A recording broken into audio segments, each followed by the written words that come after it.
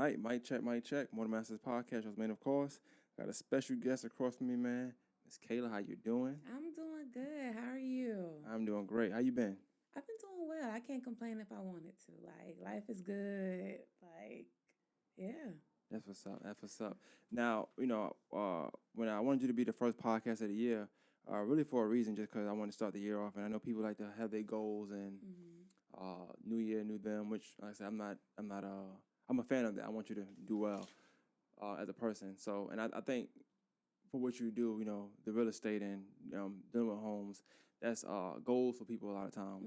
Those aren't goals they just make up, I guess, because the year changed, but that's like a long-term goal people make up. So I wanted to start the year off with that, just in case anybody do have those kind of long-term goals. This could be something that inspire them as well to, you know what I'm saying? And then they come rock with you, you know what I'm saying? Yeah, Let you sell the house, Come on. I give everybody the sauce. All right, so before we get into anything, one thing I always do is I always tell the guests to kind of give me a rundown of them. So instead of giving you these vague questions, I just say just tell us about, of course, like where you from, where you born, raised, and just give me a little bit about your upbringing from small version you. Okay, gotcha. So everybody know I'm Kayla. I was pretty much born and raised here in Augusta, Georgia. We spent some time in South Florida with my grandfather. Moved back and forth there a couple times with my mom, but for the most part, I'm a resident of Augusta, Georgia. I was also raised by a single mom, and most people don't know. I have a brother who has special needs, named Cameron. He's 2 years younger than me, so I'm 31. So Cam is 29. Okay. So yeah, it's always just been me, my mom, my brother. My mom hustled. I had a good upbringing. You know how some people be like, yeah, we did. Nah, my mom, she did a thing. I have no complaints. She did a thing. Yeah, a lot of times people that have a single mom, they have these stories. Yeah, man, we struggle, man. Sometimes we eat dinner. My mom made sure we had food on the table, clothes on our back. Like, I had a pretty good childhood. Considering it was just us. The crazy thing is, most times kids do have good childhood, even with just one parent. They don't talk about that, and it's all perspective of what's good to somebody. Yeah. Too, but yeah, me knowing you for a while too, which we'll get into in a second, I do know that about you. And I know you got an interesting story in general. I do think from my perspective, just to give some kind of foreshadow for the podcast, obviously I didn't have a direct relationship with you. You knew my sister, and I just remember when a lot of things had changed just in your life so early, and to see where you at now is like, wow. Yeah. Most times some of the things you endured and you overcame, when in real time when it happens to someone, they get written off so early. Like, that's a done deal. Let's move on to the next thing. Yeah. And to see where you at is like it's one thing for you to be successful at what you're doing, but to see you there is always. I'd like that. I always tell Ty, like, yo, she doing her thing. Yeah. Even before the housing, like, just in general, always seeing you. Like I said, you always hustle, always kept a good job, but always had good things that you needed, that you wanted, and you always went and got yours. So adult life started early for me. So Yes. Got pregnant at 15. I look at my daughter now, she's 14, she'll be 15 this year, and I couldn't imagine her with a baby. Like, I was literally a baby with a baby, Right. And Ty, my best friend, she was actually like one of the people that stuck by my side. Like when people found out, she's having a baby, she in high school, like 10th grade is when I got pregnant. A lot of my friends they kind of they disappeared, because whether their moms didn't want them associated with me or whatever the case may be. But Ty, your mom, like, y'all supported me, like, from day one. I want to ask that question because sometimes there's going to be time where I stop because I have to ask a question. Tell me what it's like, but what's the feeling like when you are 15 years old, you're already pregnant, so your life is changing for you anyway, right? Even though I don't care, you could be 30 and have a baby. You don't know what's coming until it's come, Yeah. And what's it like being that age and realizing, like, well, because of whatever's going on in my life, I'm now losing friends, but some of it is not only because these people don't want to be friends with me, because their parents don't want them to be friends with me, because now for some reason I must be the person you got to stay away from. And we all was in high school once, so we all know what what everybody was doing in high school. Yeah. I just was the one that kind of got caught up, because we all know what we do in high school. So it was a lot to take in. Like I said, I had to grow up fast. So like while my high school classmates, while they're at basketball games, at football games, you know, with their friends, I'm at work. Like I had to pick up a job.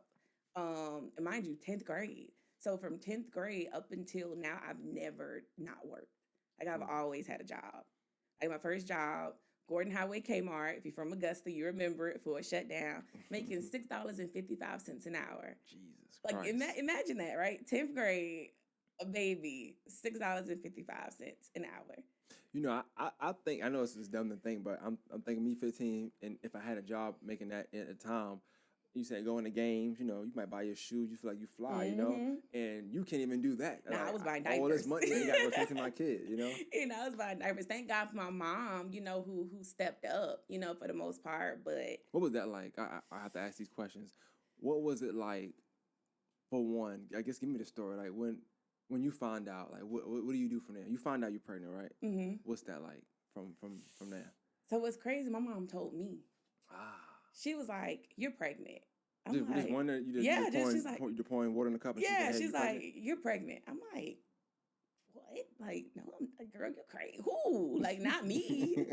And we went to the doctor, and hey, she was right.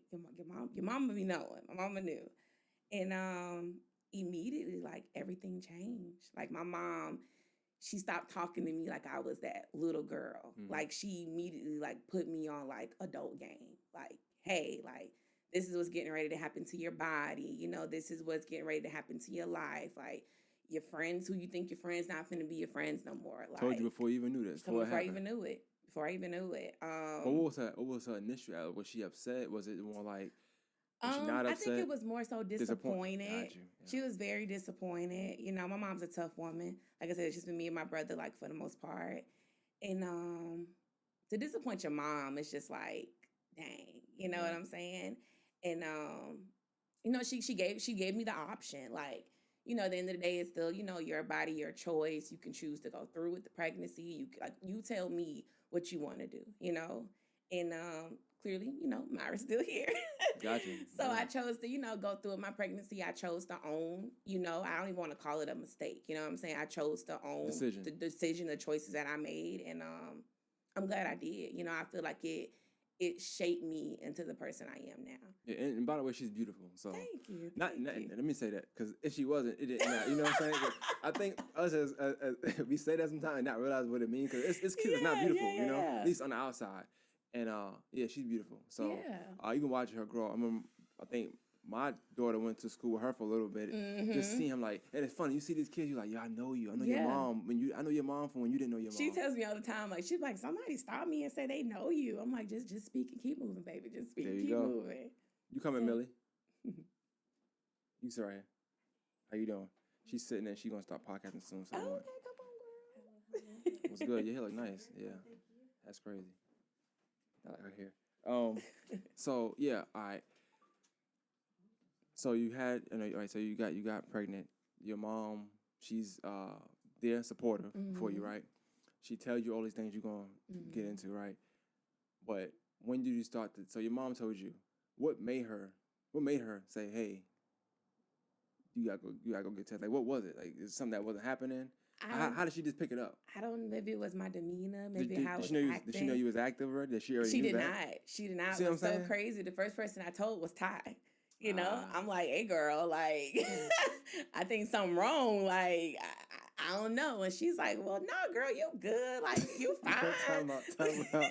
Hey, Todd, my sister, by the way. So I'm gonna get that out of the way. But Todd telling you good. Meanwhile, she never had a baby. It's funny as hell. Listen, she's like, no, girl, you good. Like, you, like, the Lord wouldn't do this to us. Like, you good. Like, just that's thinking funny. Back, like, mind you, we're 15, right, you know? Right. So just thinking back, like, she was, like I said, she was my support person through all of that. And I guess just maybe it was how I was acting, you know, my demeanor. I just think your parents know. Which is funny, because you said Todd told you no, but then your mom who been there before, right? You know, she's like, hey, no, you are. Trust me. I just think parents know. Like my mom, she just knew. That's dope. I never knew how. I remember hearing it, because I was older than y'all, but I'm not gonna lie, Todd, friend line, whatever. And I hid it for a long time. I hid it for a long time. I don't think like my high school classmates probably found out until it was dang near time for me to deliver my baby, because Mara was born in May. School gets out School's in out, May. yeah. So I probably like couldn't do my final exams. I couldn't do, like, I just disappeared from school towards the ending of the year, and it's so funny because now thinking back, Ty's like, yeah, so and so was looking for you. I just told him you was sick. That's So funny. yeah, and then boom, 11th grade. I still got to go through 11th grade. Still got to go to pretty much finish high school. Right. With a baby. When I graduated, Mara was 2. How was life after giving birth? Like with school, with working? You said Kmart, Yeah. $6.55 an hour. Yeah, $6.55 an hour. Social life pretty much gone at that point. Pretty much. Friends different because now people done left and they can't hang with Kayla no more because she had a baby in high school. So yeah, I guess you got cooties or whatever. I don't know. Yeah, I can't listen. I'm don't give a handshake. You might get pregnant next. I don't know how that goes. So yeah, it was different. It was sometimes I had to like figure out how to get to work. Like I remember my bus driver. I had to ask her like, hey, do you ever like when you finish dropping us off, at home, do you ever go by this route? And she'll say, well, I'll take you to work. Like just having different support pieces in my life like really helped out. That's dope. The bus driver doing that is dope. My bus driver would take me to work. You even asking her like, what made you feel comfortable enough to ask her? So not to I don't even want to use the word bash, not to degrade anyone on your podcast, but for a long time it was just me. It was my baby. I had to figure it out. I had to go to work. There was nobody else other than like my mom, who of course had to work because she still had to put food on the table. I just had to figure it out. I had to hustle, because if I come up short, that's putting more work on my mom. And this isn't her, granted she helped me, but it can't all fall on her. Yeah. I remember even when like we graduated on time, by the way, y'all. Hey, hold on, clap it up for you. Yeah, I graduated on time. Graduated on time. Even when we graduated, my mom. Some people didn't. Somebody listen. With less issues, so. The class of 2010 at Butler High School was very small. All right, now tread lightly. They be tripping sometimes. Was it 7 of y'all? No, I'm playing. Oh wow! I'm playing. It was very small. So like even watching my friends like get accepted into college and go off to school. Like, my mom, she begged me, and I feel like I kind of stole that from her. Every parent wants to buy dorm stuff, drop their kid off at college, all that stuff. Like I told my mom, like I'm not going off. Damn. Like I'm gonna work, try to go to school, but I'm gonna take care of my responsibility. And that was tough because Ty, she went off school. All my friends that I did have, they left. They went off to school. So it was just me here trying to work, trying to go to school, What was your mom? I know she said that she wanted you to go off. Was she willing to like just watch her? Yeah, so she wanted me to go off somewhere.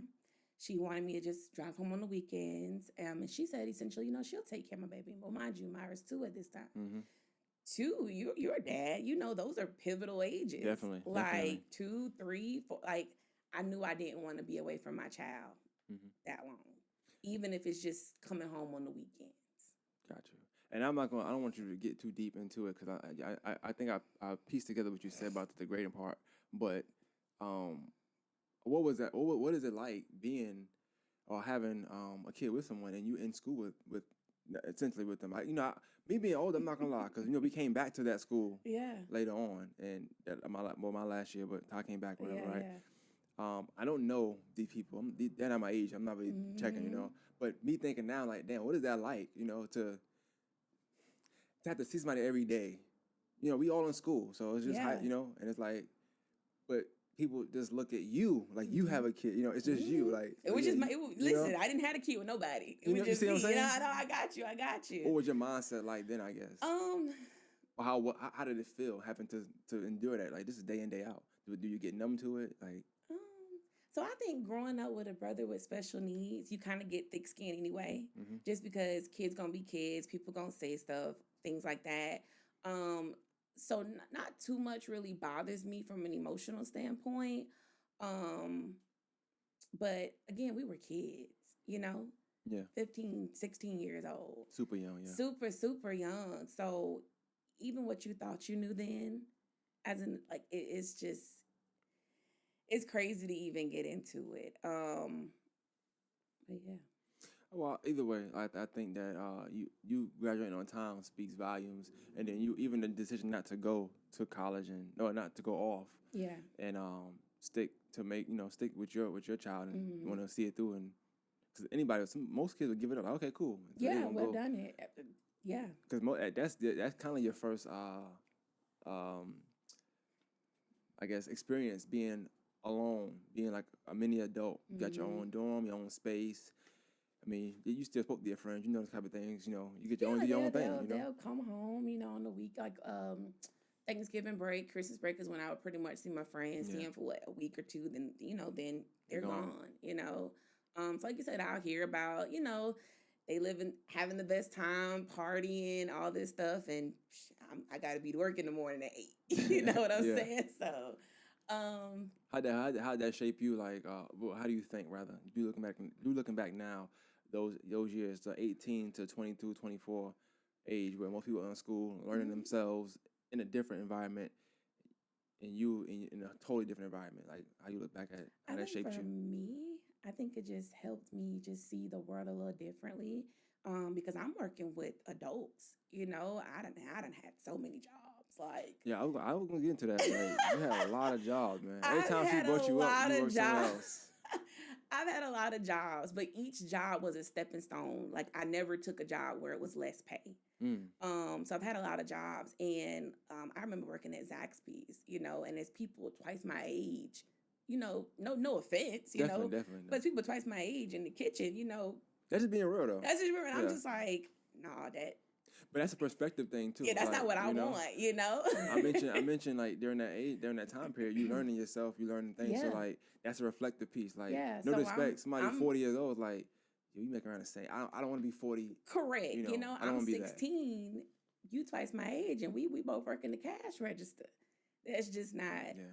So for me, I feel like it just helped me see life a little differently. Even with my friends, the ones that did finish college, I'm already in like an entry level position, and they're just trying to start off, most of my friends that have college degrees, they don't even use a degree. Yeah, I know. Yeah.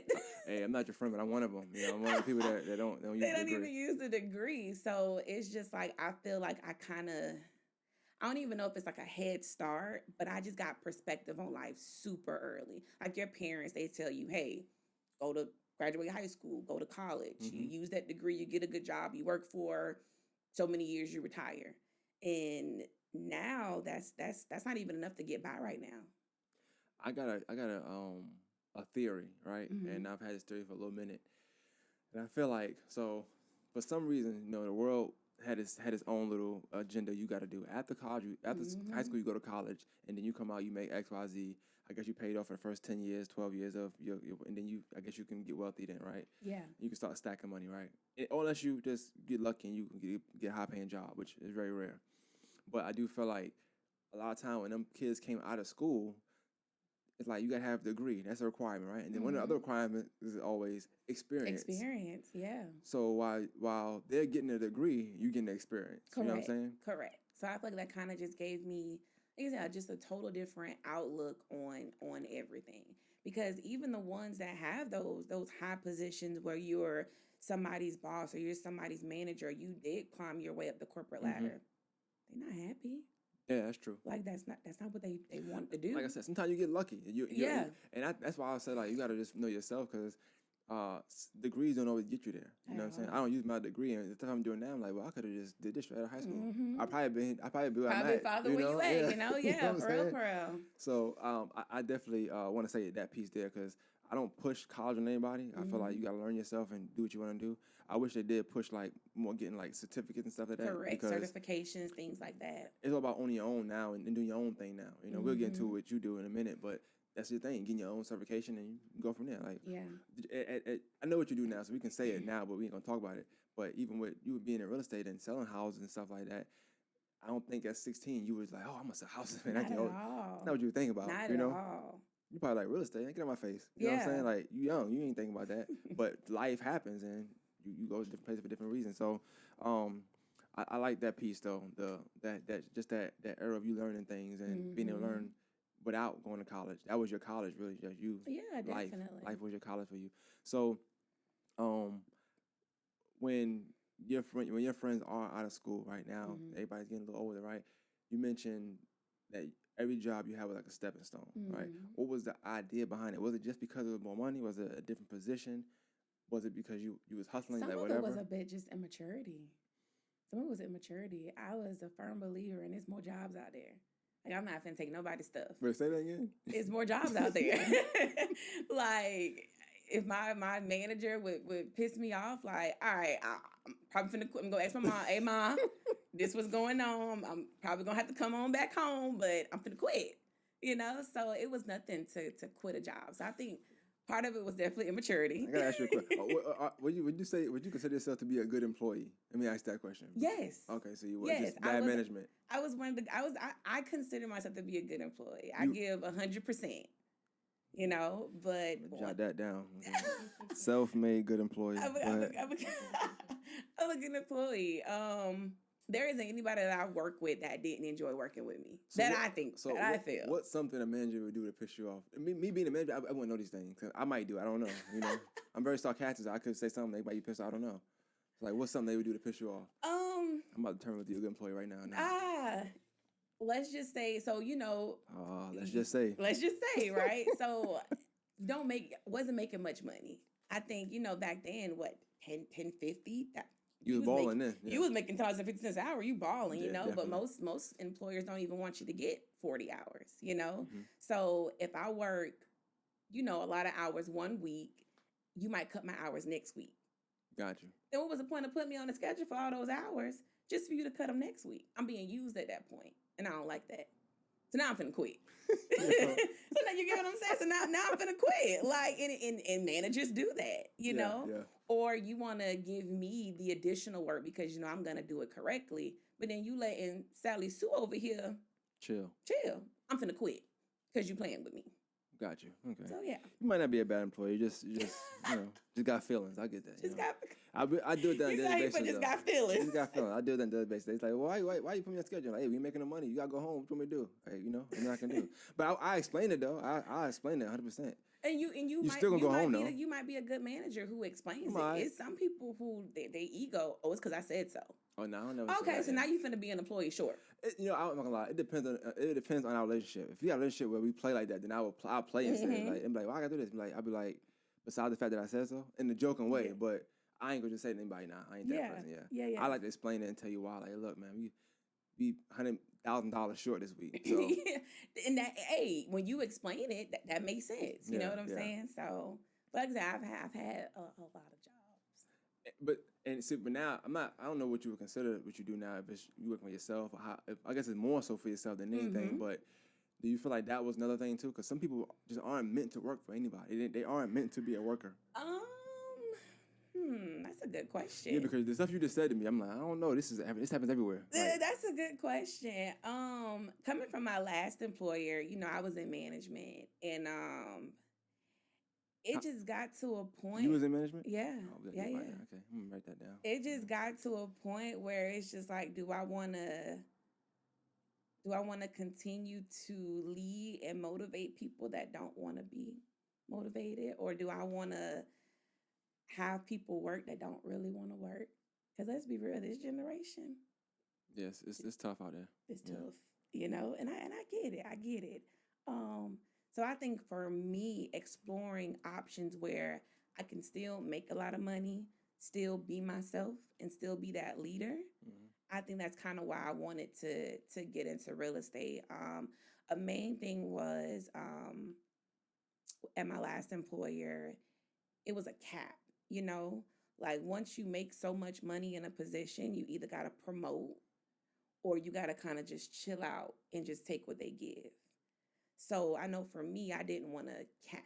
You didn't like that? I didn't like that. Gotcha. I'm right. Everything you don't like down. Yeah, I didn't like that. You want to cap me. So you want me to continue to still be this great employee, but then you want to cap my income because maybe I don't want to necessarily move up, or you don't feel I'm good enough to move up. And I just like, I want a job where I'm paid based on what I bring to the table, and my income is never capped. And real estate does that for me. So I will say this, like, just from watching your growth over the years too, like even with the bunch of jobs that you did have, right? You always seem to have.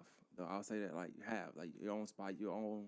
You know, I never heard of you ever, like, being down bad, so to speak, or whatever. Not saying you never had it, but your hustle, the way you hustle, and the way you motivate, and the way you self motivated, you don't allow it to show often, right? So, when I think what happened was, I don't know how long you been doing real estate now. This would be my going into year 3.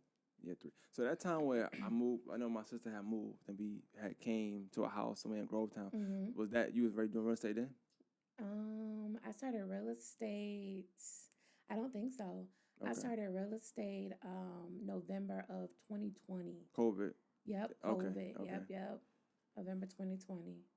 That was a big house she was in. I was like, oh, what she got going on? Everyone says it's a big house. I mean, to me, yeah. It's a big house. I was like, I don't know what she doing, but I went in.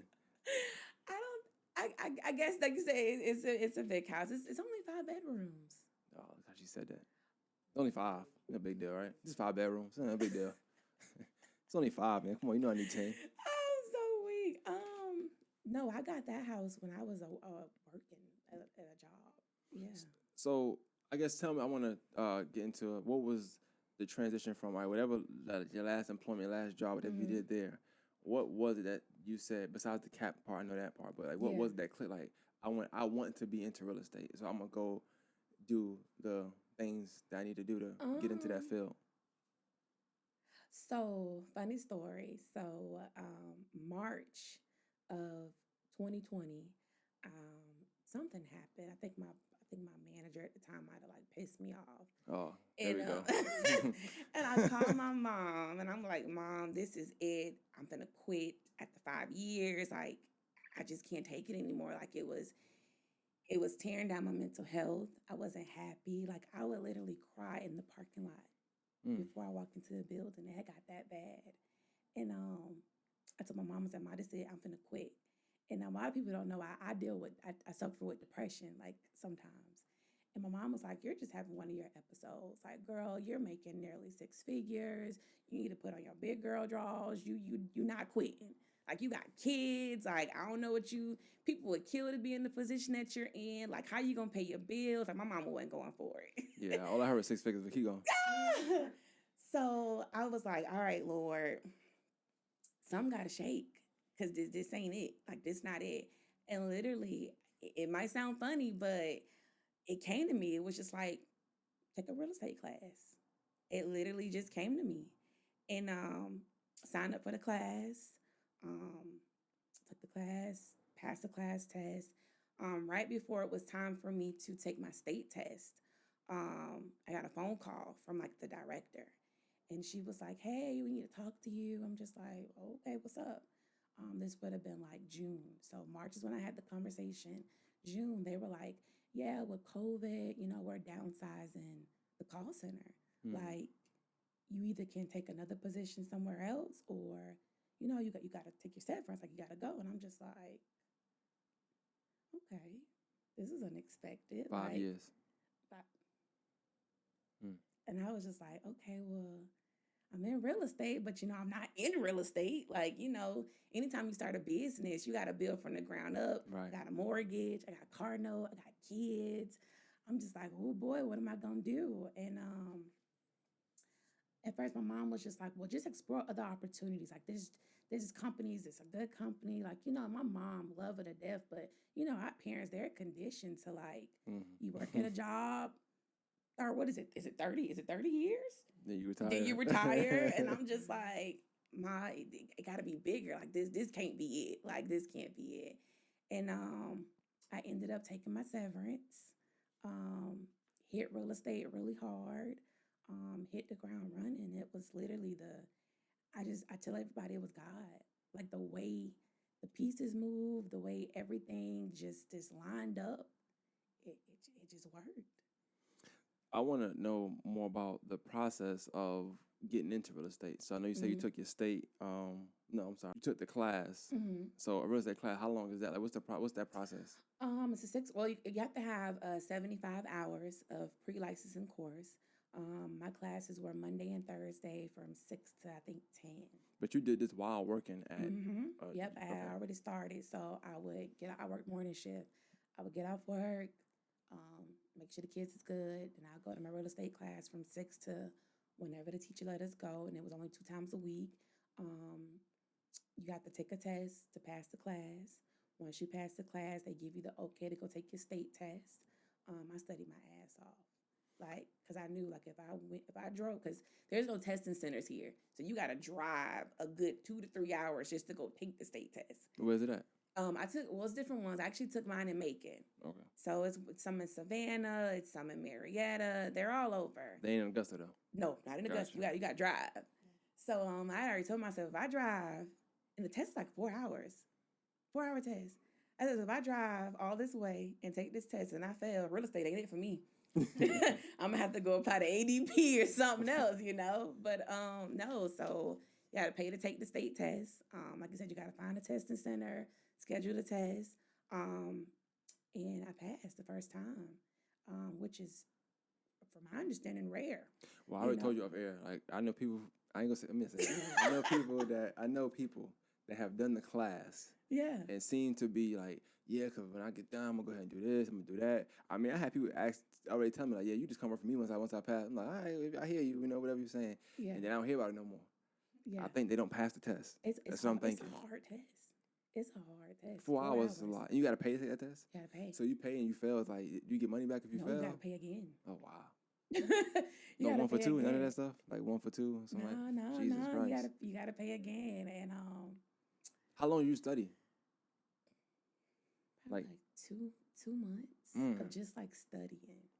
So this was my plan A. You scheduled it, so you scheduled the test way out, and you just went ahead and studied. Yep. Okay. This is I didn't have no backup plan. This was it. I'm like, Lord, I don't pass.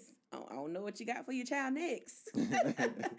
So passed the first time, and I actually ended up joining a real estate team. Team is pretty much where you work with other realtors. They supply maybe, buyers or sellers or whatever the case may be. That was short-lived. Well, tell me why. They did something you didn't like, so you left? You didn't like that? Difference of opinion. I'm going to just say that. I felt like I was falling back into, like, working for somebody. Gotcha. And I worked my ass off to get these real estate licenses, and it wasn't to work for somebody. I could partner with you. Right, we could work together, but work for you? Would you at least consider that for somebody that's just starting out to kind of get their feet wet, or now you don't think you need it? You said you got clientele and stuff for you, right? It depends. I would say you have to think through what you're looking for and what works for you. If you're just coming into the real estate field, it is hard. It is hard. And social media can make stuff look good.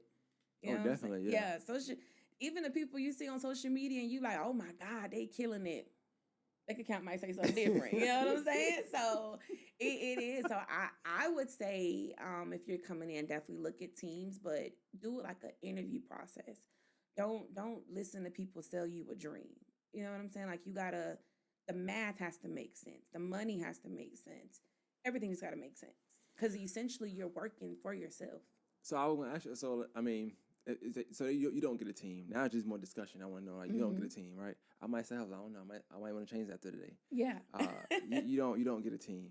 Like, how do you expect to, or how do you get the clientele? You got the license, so that's all you need, the license, right? That's nothing else. Just need the license. Ain't no hidden fees. That's it. You got your real estate license. You got to find a brokerage. What is that? I don't know what that means. So a broker is pretty much, I would say, I call it just for legal issues. Let's say you don't like me for some reason. I did something wrong or illegal per real estate, and you want to sue me.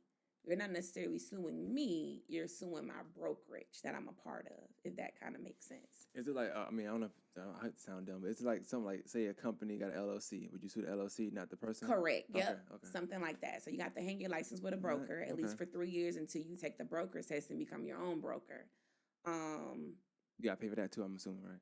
Oh yeah, real estate is expensive. Yeah, I see That's that. why when I see people, I'm gonna just try real estate. Did you really research it? Social media. That's it. Did you Social really? media, Did you really like? Did you look to see how much everything costs? They went through the photos. That's a nice car. Because nice house. you gotta pay these fees and these dues, and these people, they want their money, and you pay for everything. You gotta pay for marketing.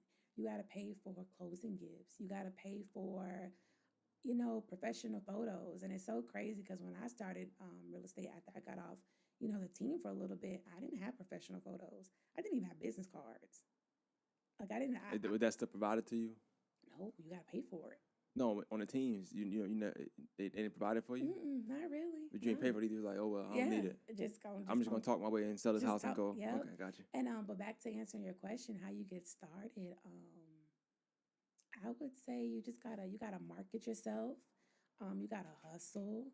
You gotta surround yourself around the right people. Because why would I buy a house from you when you was just with so and so throwing up whatever sign you was throwing up? You know what I'm saying? Why would I trust? Because as a real estate agent, you're in these people's business. Right. Like you're looking at credit, you're looking at income, you're looking at their personal business, So you have to be that person that people can come to and trust. So speaking of being in people's business, what speaking from a person that wants to buy a house, right? Mm-hmm. What are some things you would want them to have in order first? Like I know credit for one, but like what's some things you would say do this before you decide to go buy a house? I would say make sure it's what you want to do. I know a lot of people, especially now with social media, they push buying a house. But at the end of the day, it's still an investment, So if you're not ready for the responsibility, then I would say maybe not do it right now. But to get ready, like you said, credit, have money saved, have you a safety net. What's crazy is COVID put a lot of stuff into perspective. When everything shut down, like the average person didn't even have $1,000 saved. So when jobs shut down, things like that, like millions of people weren't paying their mortgage. So I would say just have money saved, have you that nest egg, definitely work on your credit and be able to pay your stuff on time. You mentioned COVID. Did that help or hurt the housing market? Like from your perspective, not from living in a home, but for selling houses. From my perspective, it helped. The interest rates were the lowest they had been in, I think, forever. People were getting 1.75%, 2%. When you think of interest rate, that's good. Yeah. So I think COVID helped. So I know they get the credit right. You said save some money. What about the idea of renting versus the mortgage? I mean, I know rent is super high now with COVID. I don't know if mortgage is even lower, but rent is so high. So for me, I'm actually a homeowner. So I bought my house, not even thinking about rent or any of that. I just wanted to be able, like, if something was to happen to me, I could give something to my children. That's what made me buy a house. Like, hey, y'all got a house. You know what I'm saying? Don't nobody got to worry about where y'all got to live, where you going to stay. Like, I have a house. You can sell it, whatever you choose to do. I left my children something. So I would say definitely decide why do you want a house. Renting isn't bad. I know the stigma is, oh my God, rent is so bad. Renting isn't bad. If you're renting right now, like that's okay. Should you stay renting? It's depends on what works for you. A lot of people say, oh well, I don't know where I want to live, that's why I haven't bought a house. That's an excuse. Because you can sell a house, you can rent a house. Like a house, it's not like our parents. They bought a house, they stayed in it forever and ever and ever. That's just not how the world is anymore. People buy a house now, be gone in 3 years. So, as far as selling house, right? So, would you consider yourself, up until you decided to get into real estate, a people person? Like you talked a lot, you could sell all the time, all type of stuff. Was it hard for you to make that transition to like start to sell houses? That's a different kind of you gotta be a different kind of talker, I would assume. Not saying talk because you don't have to you don't have to really convince people to buy a house because they come in to buy a house. Yeah. But I'm pretty sure you want them to buy a certain house. I mean, it makes sense, Yeah, right? true. I think for me, I don't even want to say it was easier. I think for me, I'm an open book, so I think it was easier for people to come and talk to me. I was already a homeowner. I bought my house at 26.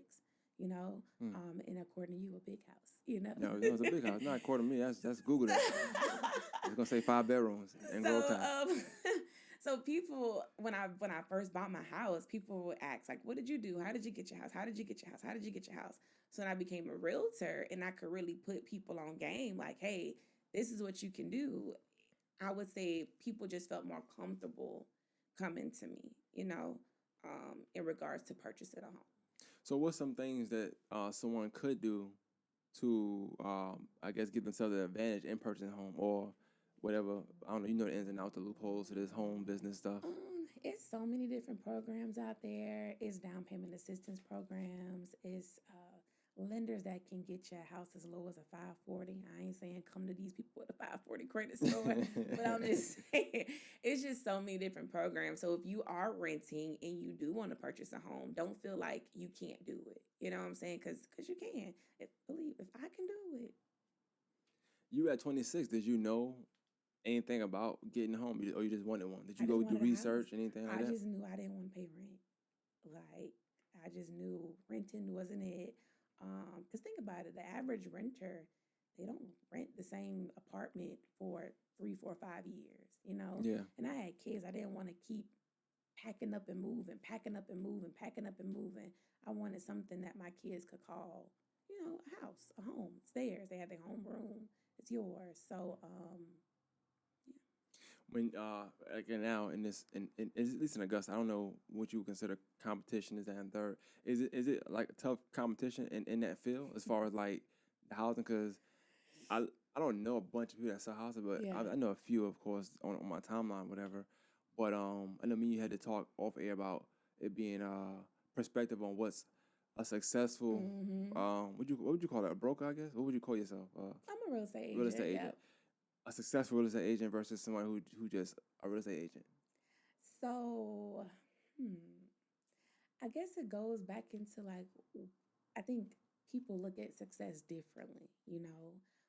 Some people might think they're successful because they have money in the bank. Some people might think they're successful because they drive the nice car or have the nice house. So I think success is a loaded question because everybody looks at it differently. As far as competition, I'm sure it's out there. I don't. You just don't see it. I got you. I knew it. I'm was sure coming. it's out there. I just. You just ran across it, yeah, Now, right? I will say, when I first got licensed, I had so many people wanting to mentor me, wanting to, show me the ropes, want to help me. Why? Why though? Like, why would they do that? I'm assuming just because I'm new. They want to, show, what they're doing. Or, hey, I've been doing this 10 years. I can show you this. But I said that to save. They're not here now. Gotcha. Okay. Like the help went away quick. So I guess actually what's success to you? Like, what does that look like to you? Freedom. Being able to wake up and do what I want to do when I want to do it. People say, "Oh, money not everything," and it's not. I don't chase money, but I chase a lifestyle. Mm-hmm. Like I enjoy. Like I took my kids to Disney World this year. That's dope. I wasn't watching my bank account. I didn't have to keep checking stuff. Like my children thoroughly enjoyed themselves. Just being able, like I said, to wake up and just do what I want to do when I want to do it. Make my own schedule. Nobody's telling me when to clock in, when to clock out. I think that's success to me. Well, I just want to say you do have a nice car as well and a nice house. So just in case, your definition of somebody else out there is a nice car. She has that as well. But I was going to ask you, in your field with the real estate, what would you consider? I ain't gonna say bad. What's a good real estate agent versus a not good real estate agent? Like, what are some characteristics of a good real estate agent or a bad real estate agent? I would say say you mean as far as like just their characteristics or like stat Just wise? things to look out for. Things like Um, that's a sign. Hey, man, I want to go with that real estate somebody agent. that's pushy.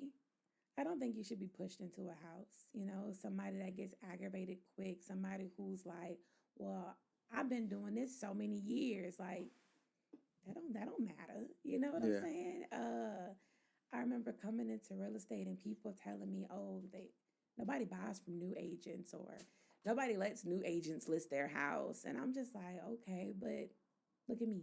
You know, I'm considered quote unquote new and I think I'm doing pretty well. So um, stay away from agents who think they know everything. They don't listen to what you want, your needs, um, or they bring up your budget a lot. Let's just say you get pre-approved for a house, your budget is 250, and you're looking at houses and they're saying, "Well, I'm not finding what I'm looking for." Oh, it's because your budget only 250. That don't mean nothing. Like you don't know what the Lord got for these people. Like, yeah, like or the opposite. Let's say you got approved for 400,000 and you only want to spend 250. Well, why are you looking at these houses when that's what they feel comfortable paying, yeah, yeah, But yeah. it's some realtors out there like, well, it's because of your budget. No, that ain't always the case. So would you consider a real estate agent? Would you consider y'all still to be salespeople at all, or not? Yeah, Okay. absolutely. And I We're don't still know. selling a service at the end of the day. I asked that question when you mentioned the whole pushy and the budget. I started thinking about all the skits I've seen about car salesmen and how they be sometimes, right? Mm-hmm. In a nutshell, like it can kind of show you what to look out for. So you might go in there with some amount of money, or for whatever, and they like, they Yeah. depend on all that stuff, and they putting you in positions that you probably don't want to be in, but because they can have a certain verbiage rather, Mm-hmm. you're not going to understand that verbiage. They're just going to use them words. It Yep. sounds good. All right, cool. Interest. All right, whatever that is. Yeah. Yeah. 5 bedrooms. Of course, Grove Town. You got. But seriously, like you don't know. You just Yeah. it sounds good. So I was wondering if like that's a thing too. Sometimes people use certain words to kind of sway you Mm-hmm. into getting. So now they're not pushing you, so to speak, but they kind of are because they use a Yeah, in a vocabulary that you don't sense. understand. Yeah. What's some good all good techniques that or things people can do while meeting with their realtor or real estate agent Mm-hmm. when looking for a home that you think will protect them from those types of things like getting swindled or getting Hmm. talked to in a certain verbiage and they don't understand their means and stuff I like that. would say it's okay to shop for a realtor. I think people forget that your realtor or your lender, they work for you, not the other way around. Mm. So many people will go to the first realtor that they see online, or they'll go to the realtor because that's who their best friend used, or that's who their cousin used. And like when I do a buyer's consultation, I say, hey, ask me some questions, because we got to be a good fit. Like Right. you're making a big. Some people houses is the biggest purchase that they make in their life. So I would say shop around for a realtor. I know that sounds so crazy that I'm saying that, but no, don't be afraid to ask your realtor questions, just so you can kind of get a feel of them, and then just pretty much go from there. How you say you got that gut feeling, Yeah. you kind of know if somebody playing you, like you know. What if any? What are some like at least from your end, right? As a realtor, Mm-hmm. do you ever I guess turn down uh potential clients, and if so, like what would be some of the reasons? I'm asking that because if somebody watching this, maybe as a client you can have a certain etiquette of how you Yeah. deal with realtors and vice versa. So I've never turned down a client. I work with everyone. It's funny because I'll hear some realtors say, "Oh, I only work with people that's buying a house that's $300,000 or more," and I'm just like, "Dang!" So the people that spend the 150, forget them, huh? Pretty much, right? So no, so I've never turned down a client. I work with everybody, by the grace of God. We kind of we fit. I have had some run-ins with some clients that just ultimately didn't work out, but that's just business, that happens. But me, I'm very transparent. I'm very open. And I tell them the same thing. Hey, at the end of the day, if it's something that you don't like, something that you're not feeling, something I said, like, let me know. Because it's buying a house is supposed to be a good experience. So experience. I'm glad you said experience. So like, what you ever been? You ever been? I guess showing. I'm guessing you go showing them around. Like, Mm-hmm. I want to ask that. What's the experience like? Well, let me get that first. What's the realtor or real estate agent buying house experience when you're doing it. So what do a potential client get from that experience when you're in charge of whatever they account, I don't know, they loan, whatever they're gonna get, and you showing them how it's like, what's that like? What that look like for you? So I mean, they get me. They get urban Kayla. I'm not sugarcoating. I'm not gonna act like I'm somebody I'm not. Like when they pull up to the house, hey y'all, like y'all want to come see this house? You know, that's they get the true, genuine, authentic me. You know, and it's so funny you mention that because when you first come into real estate, they tell you like real estate etiquette and how you supposed to hello, come in and see this house. That ain't me. Like I'm not doing that. Like you're gonna get me, and either you like me or you don't, you know, and we gonna have fun with it. And I'm gonna tell you what it is and what it's not. And when we're looking at houses, I'm looking at a house as if I would live in it. And sometimes that kind of gets me in trouble because I'm good at talking you out of a house, which probably not best for business, but I just know it's deeper than just getting you in a house and getting a commission. Because 6 months from now, a year from now, if you're not happy in that house, who you finna blame? Right. You know, I want you 100% happy with your purchase because you got to pay that mortgage, not me. You can't come looking for me a year from now and saying, hey, Kayla, I don't like this house no more. Nothing you can do. It's yours. It's your mortgage. It's yours. You mentioned that word, and I was wondering if you're going to get to that, the big C word, and I'm not talking about crip. It's commission. Commission. That's the beautiful part of this whole thing, right? That's why you don't want to work for somebody. You know, ain't no cap on commission. Ain't no cap on it. Ain't no cap. It's the other C word you didn't like. You like that word. You don't like cap. You like commission though. Ain't no cap on it. I get asked all the time. If I showed you my inbox, people ask me, how much do you make? Hey, how much do you make as an agent? I ain't nosy. I ain't that nosy. Yeah. I just went a roundabout. I'm roundabout. Say you do sell a house. So how does commission work? You get a certain percentage of whatever the house is worth. Whatever that. So if the house is, for those who can do math, if the house, let's say, is $400,000 and the commission split is 3%, then I bring home 3% of that 400,000. What's the highest a percent of commission do you think someone can get as a? I'm sorry, I mean that you have gotten as a real estate agent. That I've gotten. Yeah. Highest house sold, I believe 550,000. The house is worth over $550,000. Yep, and the commission was 3.5%. All right, let me do the math real quick. All right, let me put my calculator out because I know I want you to. I want people to get inspired a little bit. Maybe you find some competition. Who knows? You know what I'm saying? So 5, said 1,000, right?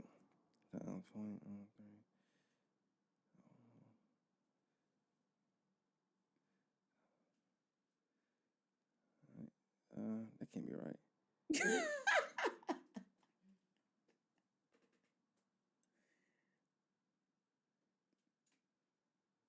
No, that's not right.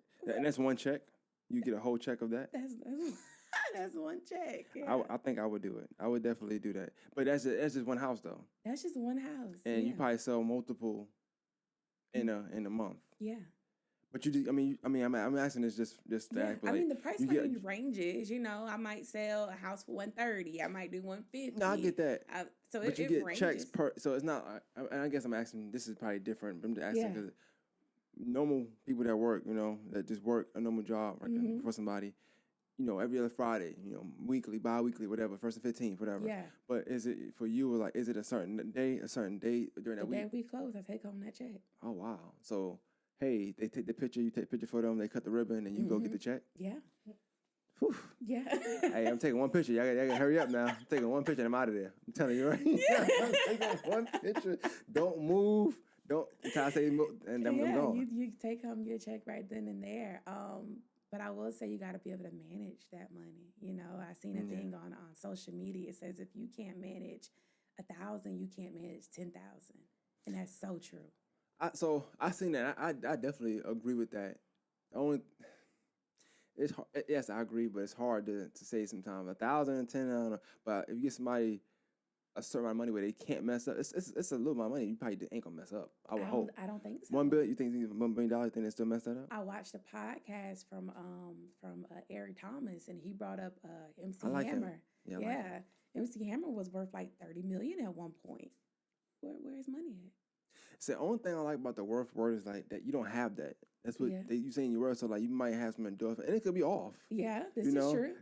I use the example. You know what I'm saying? Somebody see what we just talked about. Now they start counting houses. Like, okay, she might worth this much. I'm asking you, how many houses you sell them off? You think? What's your average? I'm pretty sure you got a number. 4 or 5. About 4 or 5 houses. Yeah. So already now in their mind you worth XYZ. Yeah. Forget the 16 check. All right, we'll say, okay, 130, we'll do 4%. They doing these regular numbers, and that's what you're worth to them now. And that could be further from the truth. You could be more. Yeah. Could be less. That is They ain't adding your bills. They ain't adding the overhead. It's just like they think, well, it was 27 shows. He get 500,000 a show. He get, you don't really know. You could say you blew 32 million, but you don't really know if you blew 32 million. True. You know, you can never have gotten 32 million ever. So you don't think you think it's at a certain amount of money you can't mess it up? I don't want to my $1 billion. I don't think I'm messing $1 billion up. I mean, when you're reaching that high, yeah, I'm just saying maybe. Now 1,000, 10,000, yes. Or we had the conversation. Oh my God, I'm bringing this up for. I feel like I should have left in 2021, but it was the whole conversation of would you take $1 million or dinner with Jay-Z, right? Yeah. And even me from New York, I don't care. I don't need to meet Jay-Z. I'm taking $1 million. I don't care. Taking the $1 million. If he could tell me something that's gonna get me more than $1 million, I would never find out. Because I'm taking the $1 million. So be it. Exactly. And then he was like, well, think about it, if you make this much money and you can't budget that, how you gonna budget $1 million? All right, that's fine. We'll see. Yeah. We're gonna have to find out. Yeah. And maybe I won't, but I can tell you one thing, I won't be sitting around saying, yeah, that food was good to have with Jay-Z. I would say it's good to have money coming in, but for me, I just know if I didn't have money management. But I feel like that's also something you can learn. You can learn money management. If you get it, I would say that if you get a lot of money, I would definitely go get an accountant but just somebody to do your bookkeeping, give you a budget type stuff. But be honest with you saying somebody managing $1,000. I mean, some people depending on your lifestyle, you can't manage that. Like sometimes it's in and out because your overhead, all that stuff is $1,000. What you budgeting? Yeah. The $7 you're gonna have over after you pay your rent and your light bill and gas for the week. Yeah, this is it's not a budget thing. It's just like you kind of robbing Peter to pay Paul, and sometimes that's people budget.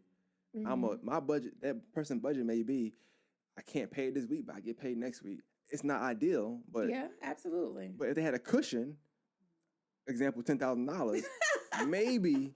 But like I said, and some people do it wrong anyway. I'm gonna get 5 here, 5 here. They might spend before they got it. It depends, But everybody different. I think it depends on the person. I think that theory comes from tax time. I think so. I don't know why. You think so? Because you obviously during that time you get. I don't. That's over for me. I don't make no money. I hate tax time. To be honest with you, but for the ones who get it and like it, yeah, they got about 4 or 5 weeks that they're gonna be good, and that's what I think the theory comes from because. Yeah, how you get that much money and you lose it? You lose it. You know what I'm saying? You're already not getting it. So when you get it, why don't you put it up somewhere? But I can't tell somebody how to budget, and then also they budgeting might have started in November. When I get this tax, I'm a ball. Yeah. So it's hard to say. I think budgeting might be subjective or perspective because everybody idea of budgeting might be different. This is true. I think you're right. It definitely depends on the person. How did you budget when you were a teen? Like, did you? You see what I'm saying? Was that even a thing? Not at all. You just kind of going, right? It was sometimes I would work 2-3 jobs just to. You fully black? Yeah. Okay. No, because Jamaicans be working a lot of jobs sometimes. So like I thought you may have been a Haymon. I don't know if you know. No, like fully black. Got you. But I didn't learn like budget just and money management until I got older. So no, it was nothing to blow money. Yeah, and see. And you probably didn't think you were doing nothing wrong. I was like, I got this coming in, tax time. How they say, spend it, get it right back. There you go. That was my mindset for a long time. And that's why I'm saying when people say the whole hustler thing, and sometimes some hustlers. I had a guy, my last episode for the last year, which is really good too. Fahim, and he's I don't know if you know who the Blair brothers are, but they cut grass, they do a lot of stuff, plumbing, all this stuff. And I asked myself, how you budget? He was like, I don't believe in that. Yeah. Not saying he throws money away. I'm pretty sure. I hate people say that too, because you do believe in it, because you got money somewhere, nigga. Don't play me, right? But he was like, nah, I get in, I'm spending out. But that's somebody's form of budgeting too. Like, I'm getting 10,000, I'm gonna put this here, this here, this here. I'm gonna get 4 here, 4 here, 4 here. Yeah. So it's not ideal. I can't really coach that, but that's their way of budgeting. You know what I'm saying? Yeah. Yeah. So I don't know. I agree with you on the, if you can't do 1,000, maybe you can't do 10, but Yeah. it's definitely a certain number. It's like if you mess this up, you just yeah. You just idiot. And I also think it's a difference between like money management and budgeting too. So I can manage my money, but do I budget? Maybe not. I think it goes back to lifestyle too. Like Right. I really don't want to budget. I don't want to decide between eating a steak at Ruth Chris and eating some McDonald's. No, You talking foreign now? I ain't had a steak from Ruth Chris in years. Well, the steaks ain't that good anyway. I'm just giving it. I like Longhorn steak though, but Ruth Chris, I had that one time. And I'm like, this is good. It wasn't that good to me. I ain't pay for it, so food tastes better when you don't pay for it. I don't know if you know that or not. It's like a theory. But, you're a woman, you should know. So I think it gets to a point where, like you said, you don't want to budget. Yeah. You set it up to I have to make this amount of money in order to afford this said lifestyle. So I want to stick on that for a minute because you bring a good point up with lifestyle. When I guess did you come into this particular lifestyle? Was it something you always wanted? Did you just work in? Because I know sometimes you work, make your money, you start spending different. Yeah. Obviously, when you're 16, 6 or 15, making $6.55 at Kmart, you're not thinking about Ruth Chris. Not at all. You can't make it there on that budget. You want me to drive from Augusta there, you know what I'm saying? But you make a certain amount of money, it's like, I'm going here. You start spending different. You do. Your appetite change. I don't know what's wrong with your tongue. When you make money, your tongue, the taste bud change. You want more expensive food. Yeah, when you broke, you on the dollar menu at McDonald's. When paycheck comes, it's like, it's a wrap. What's expensive? I want it. That's what I want. I got to pay for something expensive. But yeah, so how did you or when did you know this is what I want, this lifestyle? What was that moment for you? I would say maybe fresh out of high school. Like so many of my friends, like they went to college, but they had no money to do nothing, They was asking to borrow money from me. Yeah. And I was just like, well, I don't even want to use the word broke because broke means different. It's a different definition for different people. But I knew I didn't want to be broke. And then I have kids. I didn't want, like when Myra goes off to college, if that's what she chooses to do, I don't want to have to say, oh, well, you got to sit this semester out because I just can't afford to do it, Gotcha. So I think for me, I always knew I just wanted more. I want to drive the nice cars. I want to live in the nice house. I want to carry the nice bags. I want to, I want to do all that. Did you have a checklist, or is it a checklist, or it's kind of like as you're living, things just happen to get checked off? Yeah. As you living. As I'm living, things just happen to get checked off. My thing is to always make more money than I did the year before. Hence why I changed jobs so much. If my money at the end of the year said I made this amount, then the next year it needs to say more. So that was just always my drive, my motivation for me. What would you say, like, if somebody wanted to watch this and it was a part they want to see, like, what would be a reason or what would be a sales pitch or how you would sell yourself to why, other than other real estate agents, somebody should just come to you? Because at the end of the day, you have to do that, right? You kind of say, hey, come to me, right? I mean, because I'm going to keep it real with you, and I've been there. Like, I was the person who didn't know what to do to buy a house. My mama didn't own a house, My grandmother didn't own a house. So I can relate to not knowing, because how you go some places and people just expect you to know. Like, oh, you don't know that?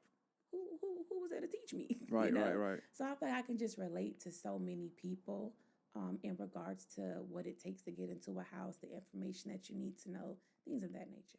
Now, are you firmly only in the real estate? That's it, or you dibble and dabble in other things? I'm talking about like credit repair, credit stuff. I don't know, for some reason I always see that kind of stuff bundled up. I don't know if it's just me, my timeline. I dabbled in the credit repair a little bit. That wasn't for me, just because people don't understand it. You didn't get a 400 credit score in a month, so you're not gonna get an 800 credit score in a month. And people just have a hard time understanding that. So I knew like that wasn't for you. But that would help you, I guess, in the next, like, you fix somebody's credit, or repair somebody's credit. I don't know what the words to use. Everybody got different words. Everybody do got different words. It's crazy out here. And then you can still come to me now. We can shop for houses and stuff like that. I guess that those go hand in hand. They do in a sense. So I used to have bad credit. I actually fixed my own credit. You know, a lot of it is just how they say pay them people. Yeah, pay them folks. A lot of it is just it's yours. Just pay it. So like you said, there's so many different words: credit repair, credit fix. But I would say, if you are working with someone to fix your credit, you still have to. It goes back to that management.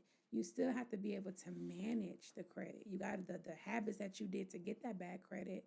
You got to change them, or you gonna end up back in the same spot.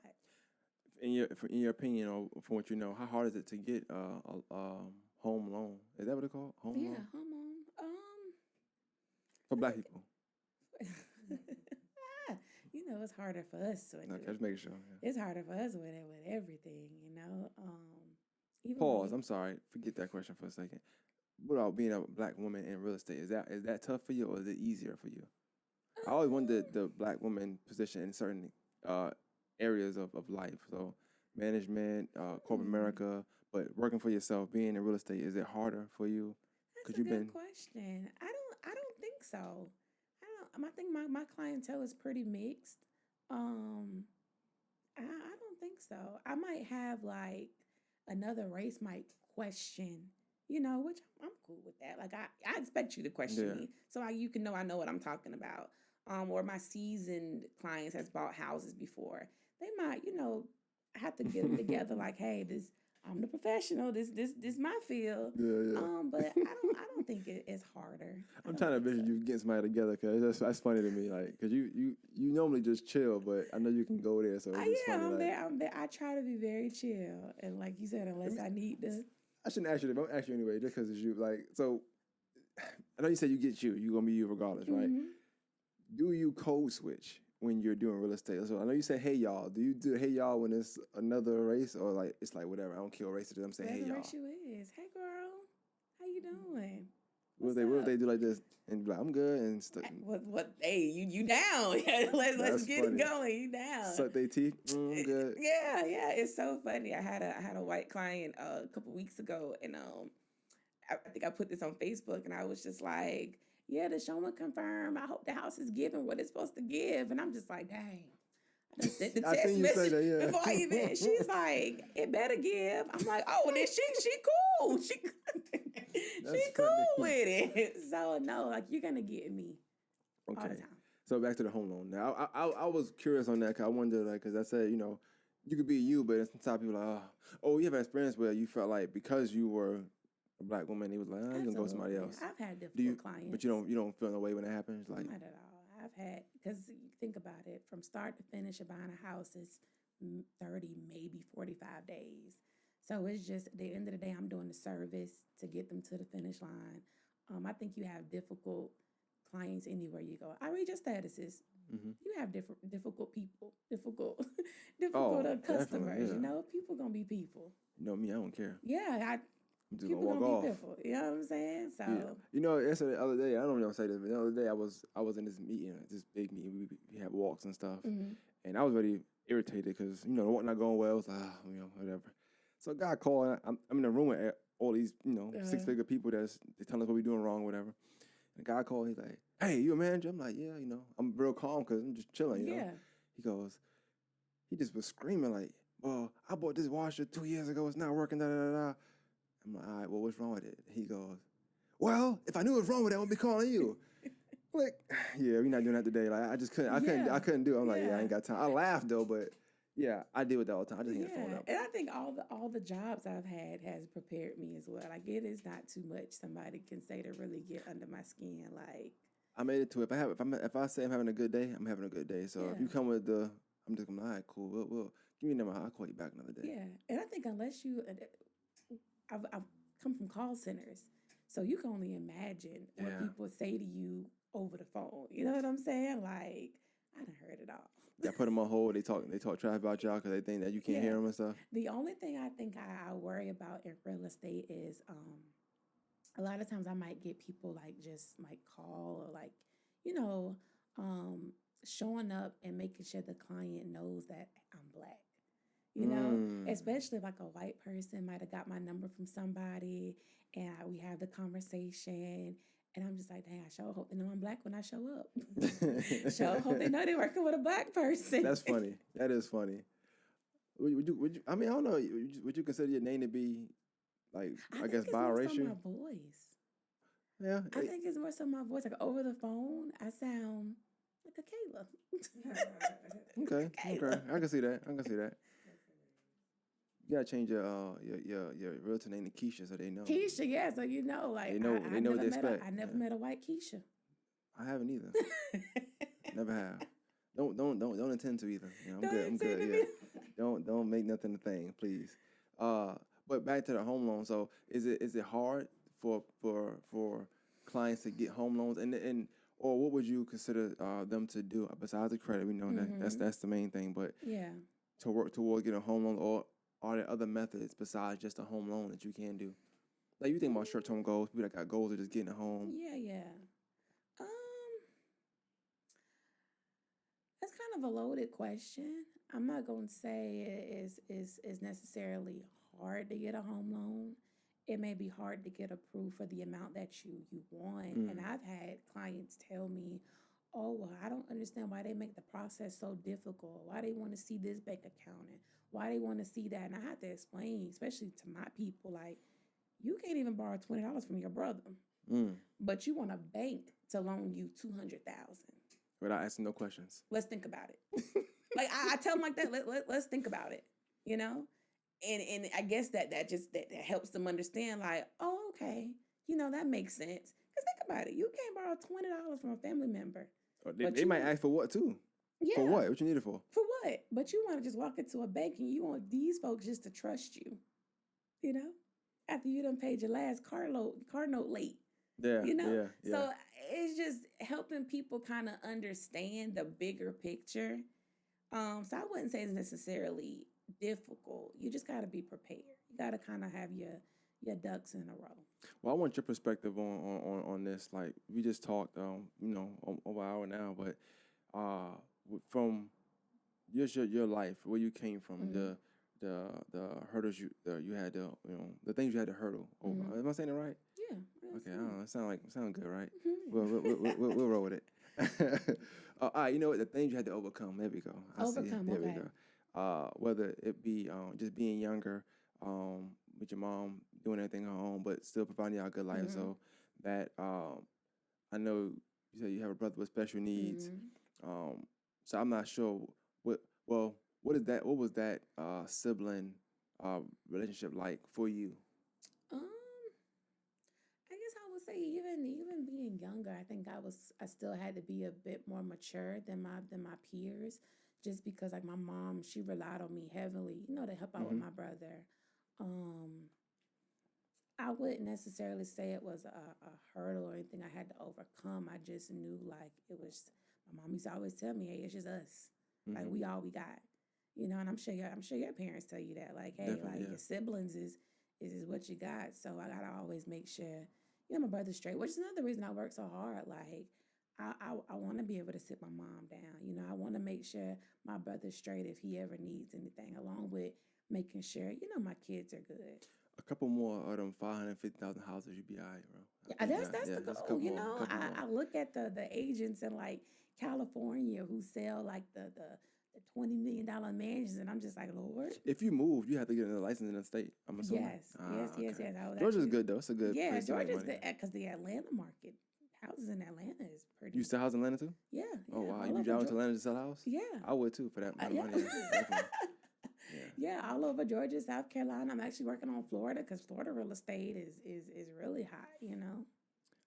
And I asked the sibling thing because, like you said, you had mature early, and I know Mm-hmm. you say your mother relied heavily on you, but I was thinking more so in the sense of when you're younger, you say a lot of things. Mm-hmm. We use a lot of words that we don't know what they mean, but you know, for some people, those are sensitive words. Mm-hmm. I don't know what I do know, but I'm not saying this is your brother, but I'm thinking about the R word that people like to use. And I know people Yeah. that work in that field don't they take that as a disrespect, even if you're not talking about them, Yeah. because that's a term for something else, and y'all using it playing around. So for me, I don't take it to heart. I'm gonna correct you every time. Like even like people. I don't know. That tone was like, see that tone she just had just now? I'm gonna correct I liked you. it though. You getting them together. Yeah, I'm gonna Gotcha. correct you That every should get time. together Even tone. like if I'm riding in the car with my friends and they'll be like, "Oh my goodness, all these handicap parks." First of all, it's an accessible park. You know, Got you. I got you. I'm gonna correct you every time. I like that, and that's what I'm saying. So even being younger, that's something you probably didn't play around with. Something you Not didn't at just all. do. You didn't find funny. Probably you're just like, hey, it's not funny. Or then you still gotta also quote unquote fit in. So sometimes I just wouldn't even address it. Gotcha. You know, like I'm not laughing at the joke. It's not funny to me, but I'm gonna let y'all have fun. You know. Yeah. I asked that because I remember one time Ty, she had some friends when she was younger, and I got only a few more questions, but I want to ask you one question about my sister. You're good. And but I remember we had a neighbor that lived under us. We lived in New York, who had breast cancer, so she had to get one of her breasts cut off. I think that was one thing. I think she had a bald head. She had a bald head. It's like 2001, 99, I don't know. So she comes through the door and her friends start laughing. And Ty cursed them out like so bad. Like she cried a little bit. Ty, she cried when she mad, I guess, all the time. But I was like, is it that deep? Even me, I'm like, I guess I wasn't gonna correct it because I don't know. But me seeing it, I wondered because I always felt like Ty was super mature. Yeah, you know, that's one of the reasons we clicked. I feel like I feel like I had to get more mature. It was one time like a little session I had where I feel like we were getting the same amount of allowance. And I'm like, why are we getting the same amount of allowance? Let me step my game up. I think my mom think we're on the same level for some reason because I'm playing around, you know. But so I wonder if like I look at y'all, see y'all click, y'all matured in y'all age. Yeah. But what was y'all dynamic like? What's y'all relationship like over the years? So even like it's funny you brought that up because Todd, that's always been her. Like we've always had the same classes. So like you know how you in class and teacher might ask somebody to read and they call in the words, you know, and the kids snickering like something like that. Ty gonna correct them. Can y'all shut up so they can finish the paragraph? She don't play reading. Yeah, she don't. Can y'all hush so the people can finish it? Yeah. It's already bad. The teacher done called on the person who can't read the best, and now y'all laughing. But me and Ty, so we met when we were 14. I think that's when middle she school, moved here. Yeah, middle school, 8th grade. And I was actually just moving back here as well. So we were kind of the new kids. And that's kind of how we clicked. We didn't really know anybody. We stayed close pretty much through the most of high school. I would say 10th grade is where it kind of got, I don't even want to say iffy. We just kind of did different things. You know, Ty wanted to be in cheerleading. She wanted to be in band. She wanted to do all this stuff that I ain't have time for. Like I had to go to work. Gotcha. You know, I go to work. Different schools at that time too. Yeah, different schools. She left for a little bit, different schools.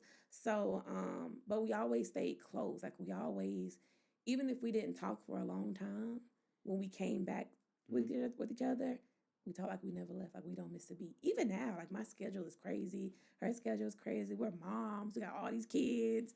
Like, even now we might not talk for a month. Yeah. But we gonna catch up. Definitely, you know? Definitely.